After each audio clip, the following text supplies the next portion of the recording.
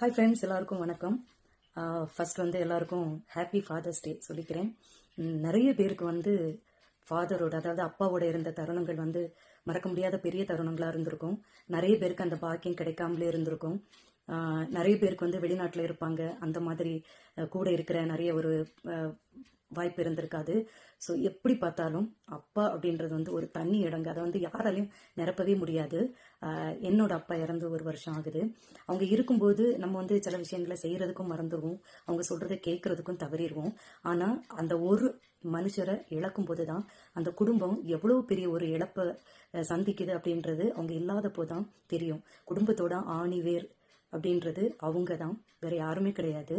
So அந்த ஒருத்தரை இழக்கும்போது நம்ம எல்லாத்தையுமே இழந்தது மாதிரி தான் இருக்கும் ஆல்மோஸ்ட். ஸோ இந்த ஒரு நல்ல நாளில் உங்கள் அப்பா எங்கே இருந்தாலும் சந்தோஷமாக பேசுங்க, அவங்களோட நிறைய டைம் ஸ்பெண்ட் பண்ணுங்க, அவங்களோட தேவைகளை பூர்த்தி செய்து கொடுக்கணும். ஏன்னா வாழ்க்கையில் அவங்க நல்லா இருந்தாலும் இல்லைனாலும் நம்மளை கஷ்டப்பட்டு கடைசி வரைக்கும் ஒரு உறுதுணையாக இருந்து, ஃப்ரெண்டுக்கு ஃப்ரெண்டாக, அப்பாவுக்கு அப்பாவா, எல்லா ஒரு சூழ்நிலையிலும் பார்த்தீங்கன்னா எந்த ஒரு கஷ்டம், எந்த ஒரு துயரத்தில் நம்ம இருந்தாலும் கூட வர்ற ஒரே ஜீவன், கடைசி வரைக்கும் நம்ம கூட தோள் கொடுத்து நிற்கிற ஒரே ஒரு ஜீவன் அவங்க தான். ஸோ அவங்க இன்னைக்கு இல்லாதது எனக்கு ரொம்ப கஷ்டமாக இருக்குது. ஸோ அப்பா இருக்கிறவங்க இந்த ஒரு வாய்ப்பை தவற விட்டுறாதுங்க. அது பெரிய பெரிய பாக்கியம். அப்பா அம்மா இருக்கிறது வரைக்கும் தான் நமக்கு எல்லா சொந்த பந்தங்களும் கூட இருக்கிறது மாதிரியே இருக்கும்.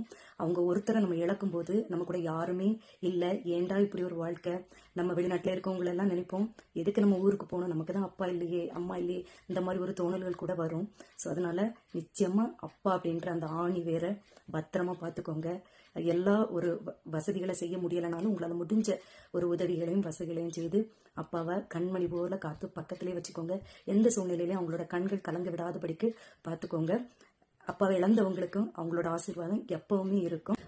எல்லாருமே அப்பா கூட சந்தோஷமா இருங்க. அப்பாவை எங்கேயும் ஒரு வயசான முதியோர் இல்லத்துல கொண்டு விட்டுறாதுங்க. பாவம், மனசாட்சி இருக்கணும். நம்ம அடுத்தவங்க ஒருத்தர் அதை செய்யும் போதே நம்ம மனசு பொறுக்காது. அப்படி யாராவது உங்க கண் முன்னாடி செஞ்சாலும் நீங்க அவங்களுக்கு எடுத்து சொல்லுங்க. அப்பா என்கிறது பெரிய பெரிய பொக்கிஷம். இல்லாதவங்களுக்கு தான் அதோட அருமை தெரியும். ஸோ யாருமே அப்பாவை கண் கலங்க விடாம டைமுக்கு சாப்பாடு கொடுத்து அவங்கள சந்தோஷமா பக்கத்திலே வச்சுக்க பாருங்க. தூரத்துல வேலை செய்யற அப்பாவையுமே அடிக்கடி பேசுங்க. டெய்லி ஒரு வார்த்தை நல்லா இருக்கீங்களா அப்படின்னு நீங்க கேட்டா போதும். அதை விட ஒரு பெரிய ஆறுதல், பெரிய ஒரு அன்பு அந்த அப்பாவுக்கு வேற எங்கேயுமே கிடைக்காது. ஸோ இந்த ஒரு காரியங்களை எல்லாம் மிஸ் பண்ணிடாதுங்க.